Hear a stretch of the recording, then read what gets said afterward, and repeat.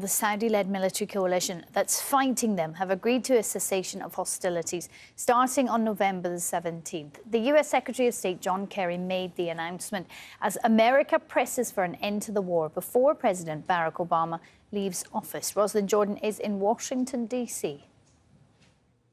The government of Abdurabu Mansur Hadi says it knew nothing about this apparent effort to broker a ceasefire between the Saudi coalition and the Houthis in the ongoing war in Yemen. Officials are telling various news media that they believe that the U.S. government is trying to undermine the Hadi government's own efforts to try to end the war and to broker some sort of peace with the Houthi rebels.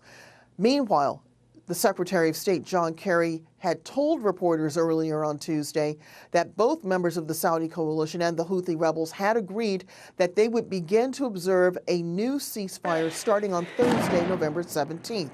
Along with that, they've agreed to the terms of the UN Special Envoy for Yemen's plan to broker a final peace accord, and that would include the establishment of a unity government by the end of 2016. Of course, now with the objections coming from the Hadi government, it's not clear yet whether, one, the ceasefire can take effect, and two, and just as important, whether those talks to establish a unity government in Sana'a will actually get underway. With me here in the studio is Baraa Shiban, a Yemeni human rights activist. Baraa, a very warm welcome to the programme. Thanks for being with us. We've been here before, haven't we? We've had announcements like this in the past. Is there any more cause for optimism this time, do you think?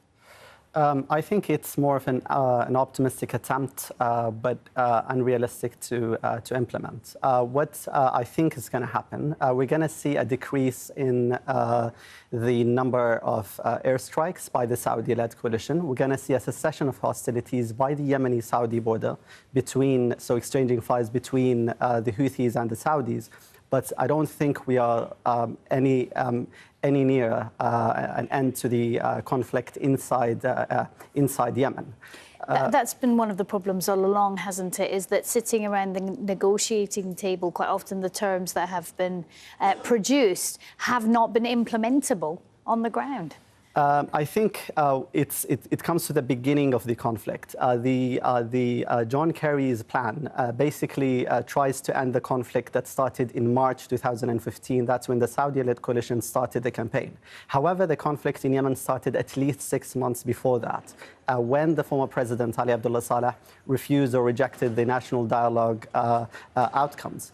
And if that's not being resolved, we're just, in a way, it's like delaying the conflict. Now, let's not also forget that the humanitarian situation on the ground is very dire, and people have been suffering for 2 years. So I'm not sure that the people on the ground can actually hold any longer. But if you're talking about the warring parties, I think we're so far away from over. For the US itself, if I can put it bluntly, what's in it for them? Is this about timing?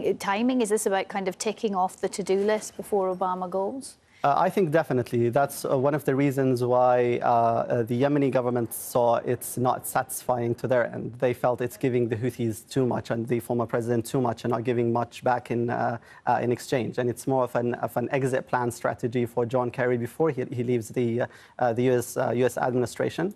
And it's not clear actually that Donald Trump can do any better than Barack Obama. So, and I'm not sure even that Yemen is in the top of his to-do list. If he knows where it is on the map, that is. And Baraa, what do you think then should be the next step? You said about pressing the rewind button, going right back to the beginning, the origins of this conflict. Is that the necessary next step?